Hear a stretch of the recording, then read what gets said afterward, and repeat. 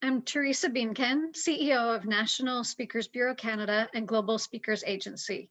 We're one of the original speakers bureaus in North America, and we envision that the sharing of ideas inspires action to make the world a better place by bringing you expert speakers and thought leaders for your conferences, your events, or training sessions, whether they are online, in person, or hybrid. I'm pleased to introduce today's speaker. François Ménard is a mental performance expert who works with high achievers on mental training and leadership coaching. He believes thriving at work and life doesn't need to happen by accident. There are teachable mental skills that can help you reach your potential. While doing his PhD in sports psychology at the University of Ottawa, Jean-François decided to run away with the circus, joining the world-famous entertainment company Cirque du Soleil. His mission was to coach circus artists the mental skills required to deal with pressure and perform at their best consistently, on demand, and up to 450 days per year.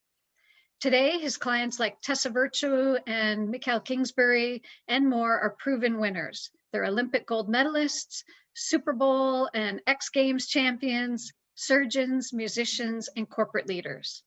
He's the best-selling author of the recently released book, Train Your Brain Like an Olympian, and an accomplished speaker sharing his knowledge with top-performing companies. And he's here with us today to share gold medal techniques to unleash your potential. Welcome, Jean-François. Thank you, Teresa. Hello, everyone. Welcome in my office here in Montreal. It's a nice, beautiful, sunny day, so we got some beautiful light coming in the room.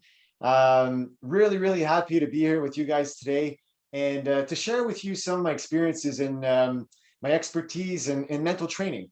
And so I've been very privileged to work with several great performers, like Teresa mentioned, from Cirque du Soleil artists for many years to Olympians, to pro athletes, surgeons, police enforcers. And for the last 6-7 years, a lot more with people in the workplace. So people like you. And, you might wonder, like, why mental training in the workplace? Like, is it really that important? Well, I would argue that when I compare both worlds, the world of elite sport and the workplace, I would argue that there's a lot of people in the workplace that need it more than elite athletes. Why? Because your brain is the motor to performance. Let me give you an example. So if you think of Olympic athletes, when they show up at the Olympics, they're all strong physically, they're all prepared technically and tactically. But the ones who are able to perform at their best, the ones who can really step up, are the ones who can manage the moment, who can manage the pressure, manage the anxiety, manage the stress, manage the expectations. Well, it's the same thing for you guys in the workplace. Like, you are brilliant people. You might be, trained technically, you know how to do your work. But are you able to manage yourself when pressure is on? Are you able to adapt when things don't go your way? And especially in these COVID times, like, everything is different, right? So I'd like to start with a metaphor, a little image that I use in the book. I talk about this when we talk about being solid on your feet to be a complete performer, because you guys perform as well. It might not be on a grand stage like the Olympians, but you perform every day. When we talk about managing pressure, like I said, managing expectations, being at the best, at your best on a consistent basis, it's basically the same thing. So we got to make sure that the four legs of that table are solid. We consider all four of them. So technically, how you do your work, technically and tactically. Physically, a lot of you people have physical jobs you might not realize, but even just sitting down on a chair all day is quite physical. But it's the mental part that is so important, and to make sure that that leg is just as long as the other ones, because we spend a lot of time training the technical and tactical aspect of our jobs, all the systems we need to use, the programs, the platforms, understanding the people we work with. But managing ourselves, our brain, is super important, because like I said a while ago, our brain is the motor to our performance, okay? In good and in bad, because if you don't manage your brain properly, your performance won't be very good. But the other side, obviously, if you prepare your brain properly and you use some of the mental skills that we're going to talk about today, it should give you a little edge. So my problem is that I can talk a lot. So within 20 minutes, which is probably one of the hardest things to do, I decided to split it in three. So to share with you three tangible strategies, really tools that you can use in your day-to-day that hopefully can help you a little bit and be a little bit more productive and effective in whatever you're doing. Okay. So the first thing I want to talk about motivation. Why motivation? It's actually quite simple. It's a problem. It's a problem in the workplace. And if there's one thing that's very different from sport in the workplace is athletes are inspired, they're engaged, they're naturally motivated. But in the workplace, there's more and more studies that demonstrate that very few people truly love what they do. There's a recent study that was done with over 15,000 employees that said that only 6% of employees truly love what they do. 6%. I mean, that's not enough, right? So how does motivation work? And we've talked about this, for years, but I think it's important to, make you guys understand what are the different sources of motivation and how they can actually impact us. So as you probably know, there are two types, okay? What we call the extrinsic motivators and the intrinsic motivators. So extrinsic, which would be like, things that are outside of our control. So money, fame, people say, we can't be motivated by money. That's bad. Well, that's not entirely true because it is a source of motivation. But if it's your main source of motivation, then it can be problematic. And we'll get into this in a second. But intrinsic, we talk about, having goals, being proud of yourself, being passionate about what you do. That's within your control. That's super powerful. And this is why intrinsic, I would argue, is more important than extrinsic because we control these. If we control how much money we made, everybody would make more money, right? So this is important, but I don't want to talk about this today particularly. I want to talk about something else that we talk a lot about in the sport world, but I think not enough in the workplace. And it's understanding why you do what you do. What is your why? And some of you on this call have probably heard about this before. Maybe you've read the book Start With Why by Simon Sinek. And if you haven't, it's a great book. I highly recommend it. But how many times have you asked yourself the question, why do I spend 40, 50, 60 hours a week doing my job? Or when's the last time someone asked you and you had to answer that question? We know the why is important, but do we actually have a why? And do we live it, right? So if you split the word motivation in two, it gives motive and action. So just by being aware of what the motives are, the motives, the things, the tasks, the people that get you going, that make you take action, just being aware of that and thinking about that will get you going. That's how our psychology works. So let me give you an example. So I was working with Scott and Tessa, our figure skaters. I'll never forget the moment they sat in my office here the first time.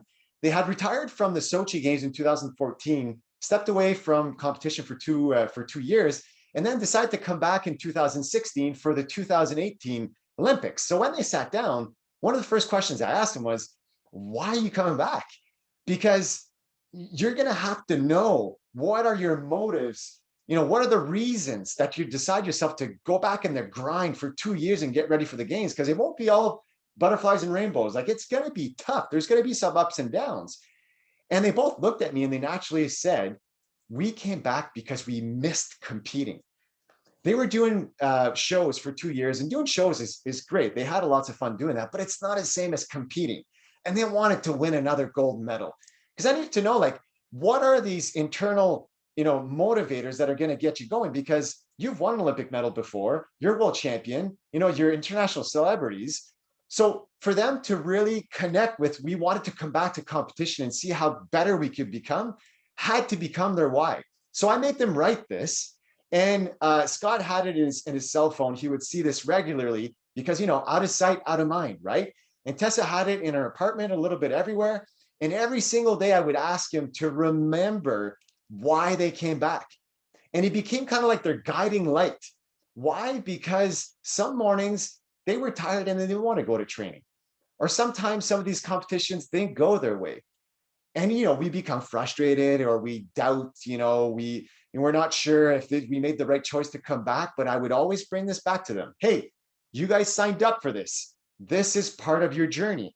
And their why just helped them go through those 2 years. And we know the result They did very well in Pyeongchang. And ironically, after the games, when we debriefed their experience about the games, they brought this back to me. They said, our why became something that really just got us going and brought us back on track when we derailed.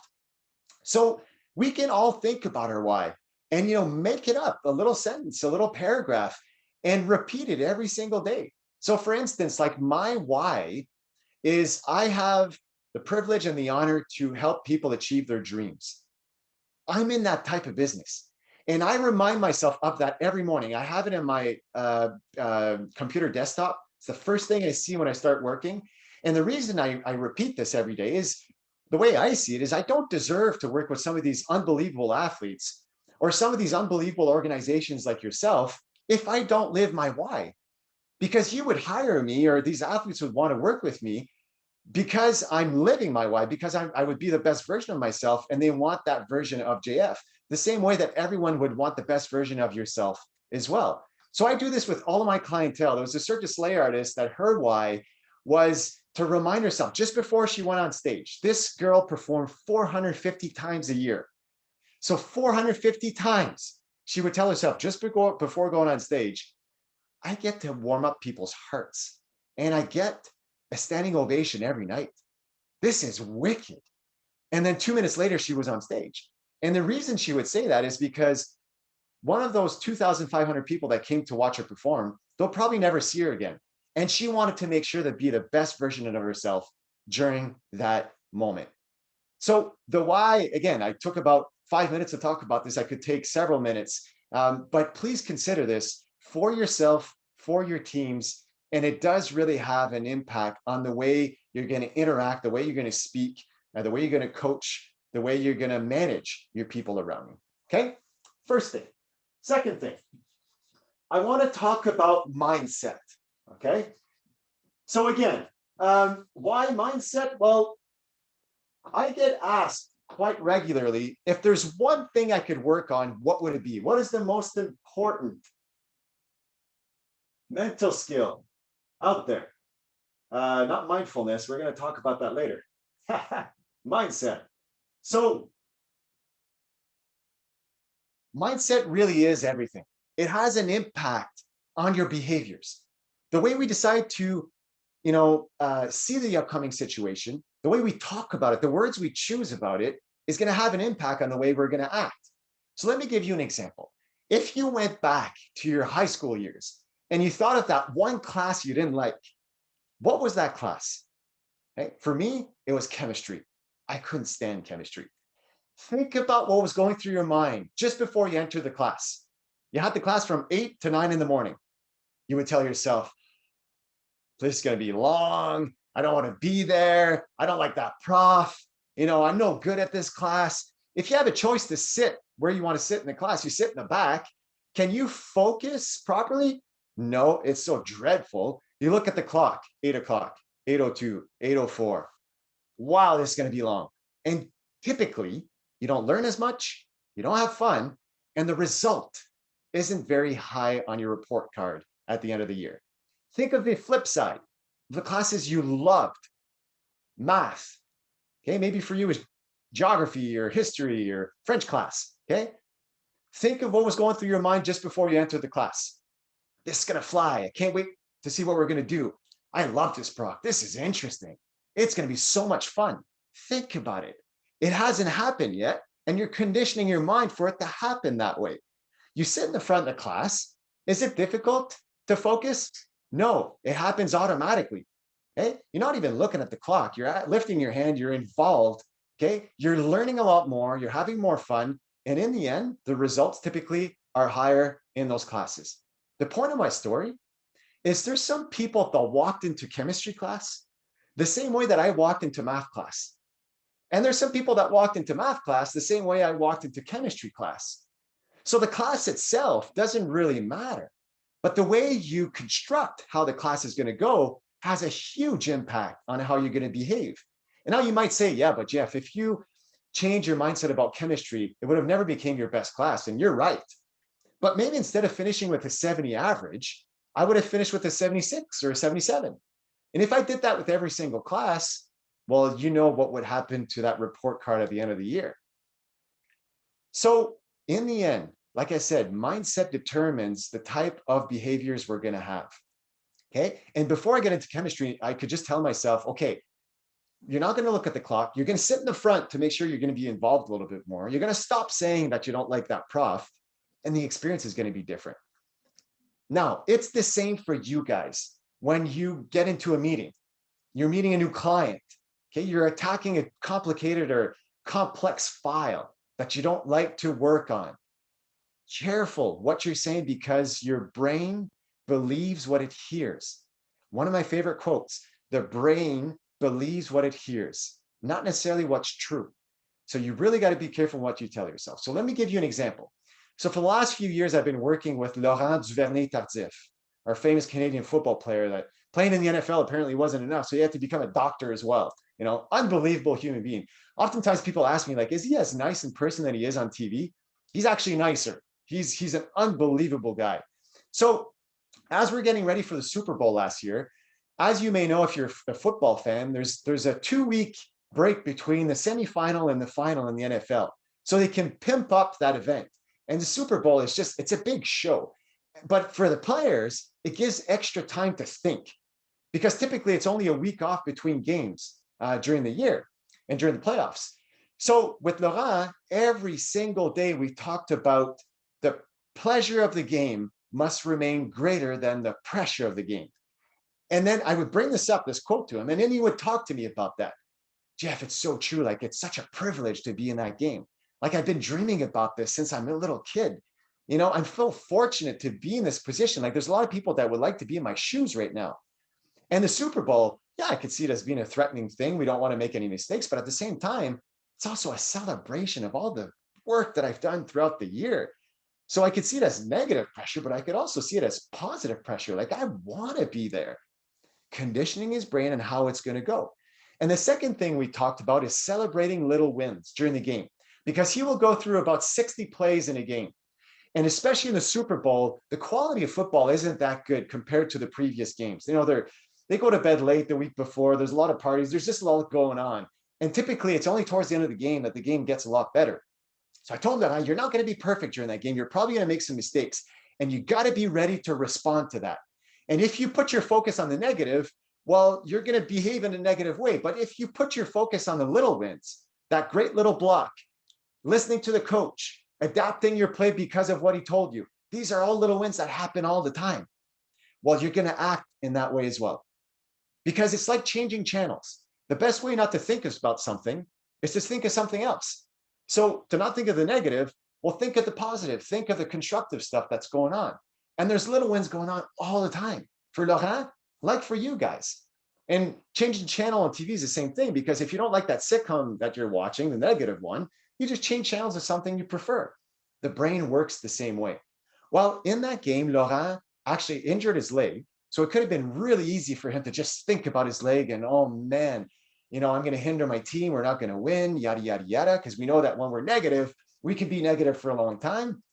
And he caused 2 offsides during the game. He never causes offsides. But, you know, there's some pressure and the other team was really good. But again, thinking about the little wins instead. Well, that last quarter was arguably his best quarter of the year. So the 2 offsides happened in the second and third quarter. In the fourth quarter, he played amazing. And that's where Patrick Mahomes, the quarterback, was able to do his job. And they came back and they won that game. Now, how much is Laurent's individual performance? You know, how much did it have an impact on the Super Bowl win? We'll never know. But his job is to protect the quarterback, and the quarterback could do his job. Okay. And I like to say that elite athletes, and we can learn something from that, have minds that work like a GPS. You know how a GPS works? You put your destination in it and then you press go. Then it creates a route to get there, a plan, right? You're prepared. You know where you're going. Well, whenever you get to that roadblock, or if you hit some traffic, especially for the ones who live in Montreal like me, we can hit some traffic and there's lots of construction. What does the GPS do automatically? It recalculates the route to find a solution so you can still get at your destination.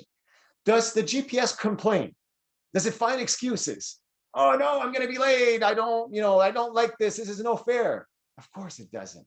Although it would be funny if it did, but it doesn't. It finds a solution. And, you know, mindset, you can really condition your mind on how you want to behave, how you want to respond to situations like elite athletes do, like a GPS mindset. Okay. All right. Third, I want to talk about focus.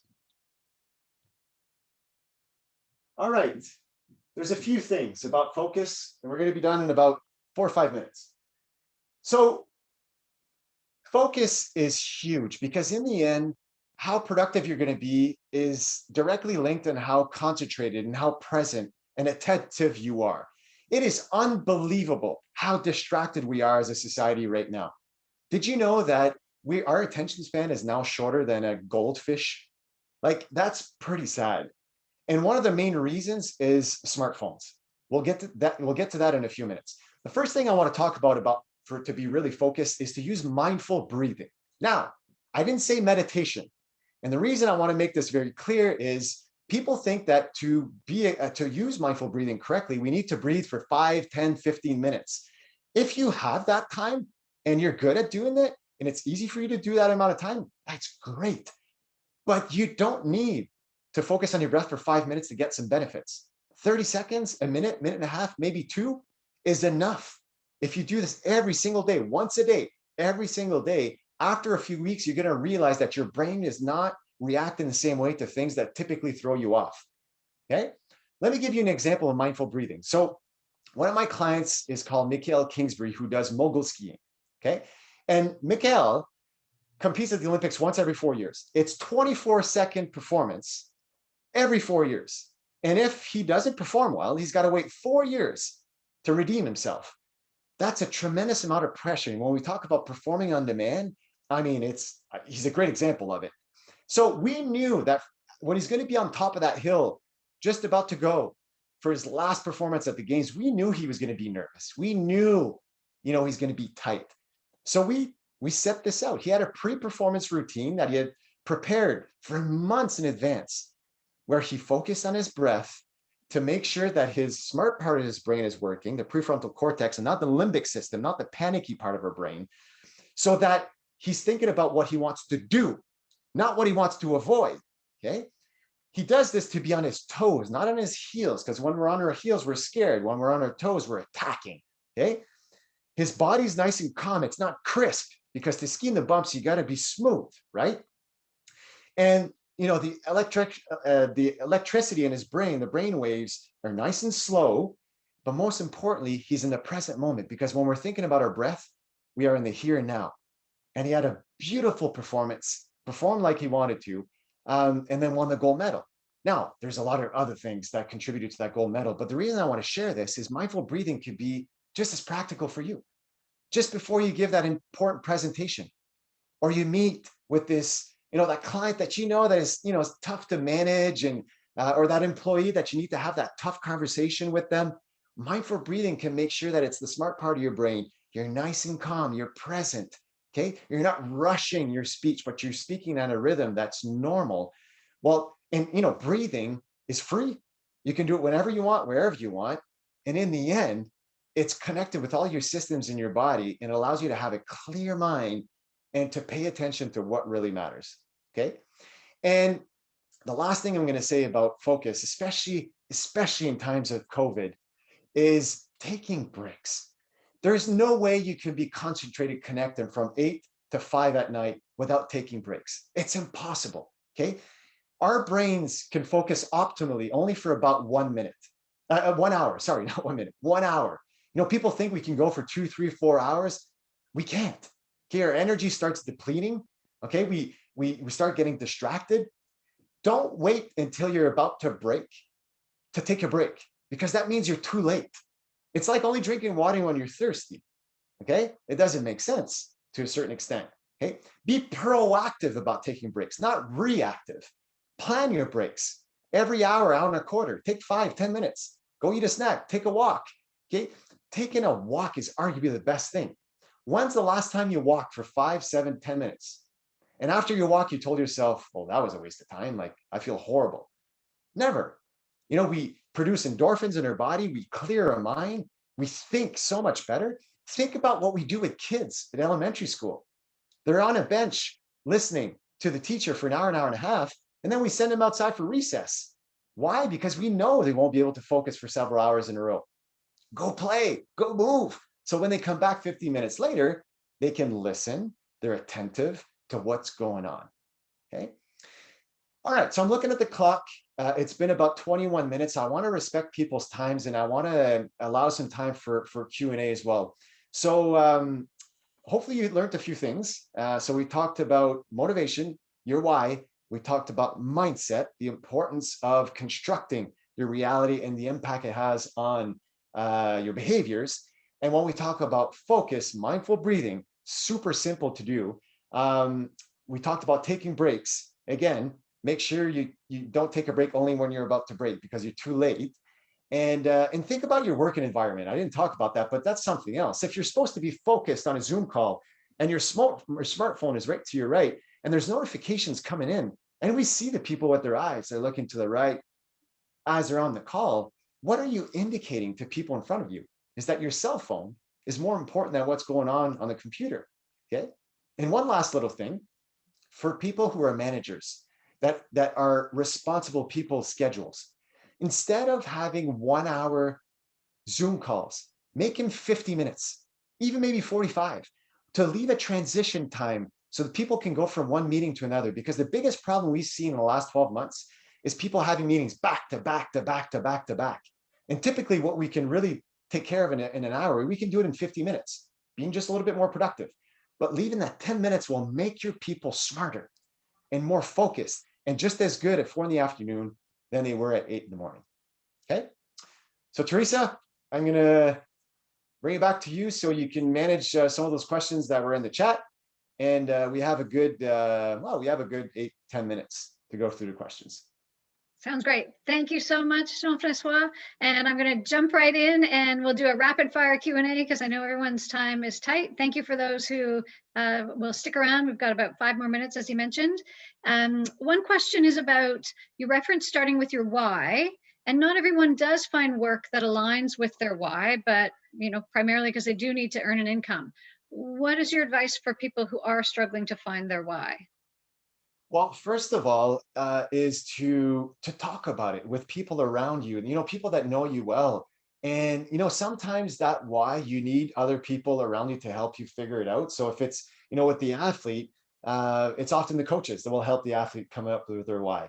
And with employees at work, it's often with their boss or colleagues. But, if you're doing this work, there's certainly something that's powerful about it, and sometimes we got to search a little bit more. So let me give you an example. Like for people who are in, let's say in the finance, in the finance field, like think about what you're actually doing to families. Like you're making sure that their finances are solid so they can live happily.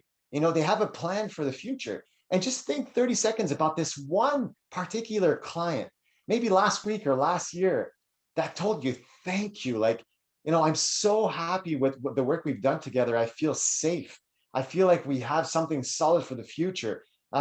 Just to think about that, to think of that moment, to think of that client makes you, it drives you inside. And then when you start your workday with that, you don't start the same way. Pharmaceutical companies, think of how you're making people healthier, maybe with some of your products.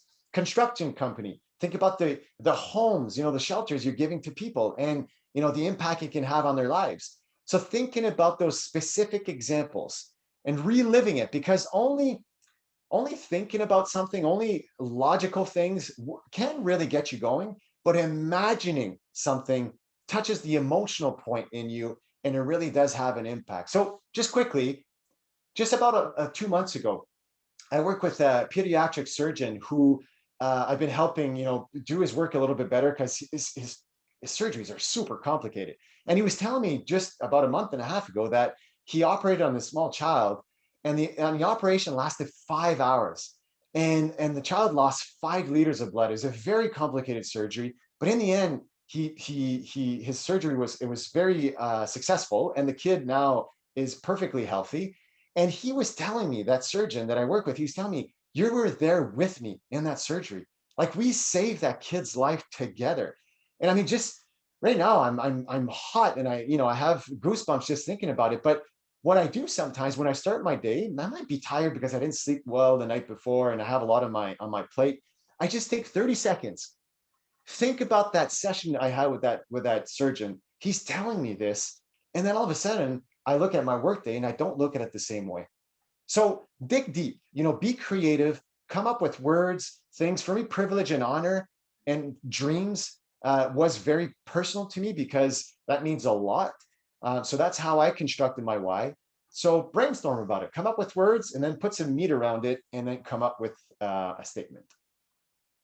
Thank you so much for that thoughtful response. We've got a couple more questions. I'll try to combine a few. There's some referring to those in high stress roles like sales roles. And if you're managing a team, what can you do to minimize the pressure on the teams you're managing? Well, there's so many answers to that question. I'm going to focus on the word pressure. Um, Pressure is it's a funny concept because a lot of people associate pressure to it's negative. It's something we don't want. We don't want pressure. Well, if you're a successful company, you're doing very well, you're maybe number one in your industry or maybe in the top five, there's going to be pressure. There's the expectations are going to be high. So, I always challenge people like, if you don't like the big expectations, like go do something else. Like don't stay there. If it makes you sick and you can't sleep at night, it's either you find tools to help you perform better in that situation or get out, go do something else. But the concept of pressure for me is there are two types of pressure. There's a type pressure that's the type of pressure that comes from above, the one we carry on our shoulders, which I would say that's a negative pressure. I won't be able to do this. With COVID, what's going to happen in 4 months? Am I going to be good enough? Am I going to hit my numbers? What's my boss going to say? What are my clients going to say? A lot of question marks. That's heavy. But again, you decide to have those type of thoughts. You create that negative pressure. Then there's a second type of pressure that I call the pressure that comes from behind that can propel us to go forward. So I can't wait to see what's going to happen in the next few months. Exclamation point.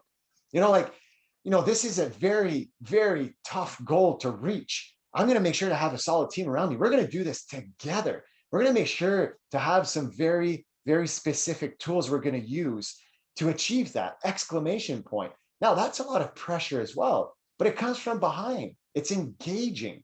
And the reason I came up with these two types of pressure is if you think of Olympic athletes, just before they're about to perform, like at Kingsbury, for example, or Duvernay Tardif at the Super Bowl, did they live a lot of pressure? Of course they did. It was the most stressful moment of their life. And they won a gold medal, and they won the Super Bowl, or they won the X Games, or regardless what sport they do. So we can't say that pressure is only negative.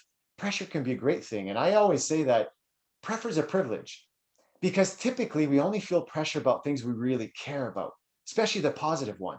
So to frame it in a very, constructive way, in a positive way in our mind, it can actually become our best friend. Because when we're under pressure and we see it as positive, that's where we typically perform at our best. Thank you very much for that. And we do still have a number of questions. And I appreciate, Jean-Francois, we spoke earlier that I know your time is very specific today. You've got another session to go to, but you've been generous in offering to answer questions on Twitter post-event and continue the conversation there throughout the day. So Jean-Francois is at JF_Ménard on Twitter, and I know you'd welcome the questions there, and we'll be sure to share some of those with you as well.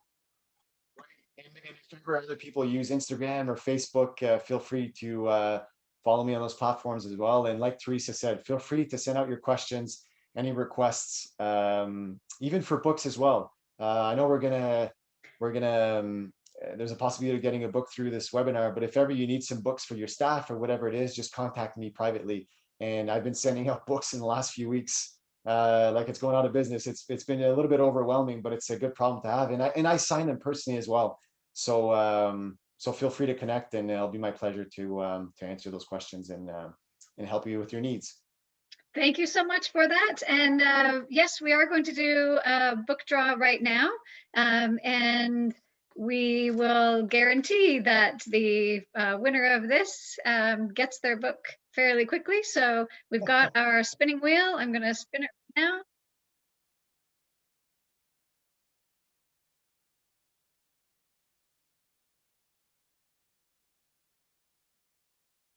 Emma, you are the winner. We will get in touch with you post-event, get your mailing address, and take it from there. Thank you again so much, JF. You've helped us with motivators, mindset, and mindfulness in a very short amount of time, and appreciate all of you who have joined us today. We look forward to helping you bring Jean-François into your event, and we will follow up with a recording as well, so that you can revisit this or share with other team members. Thank you so much again for joining us, and enjoy the rest of the day. Thanks all.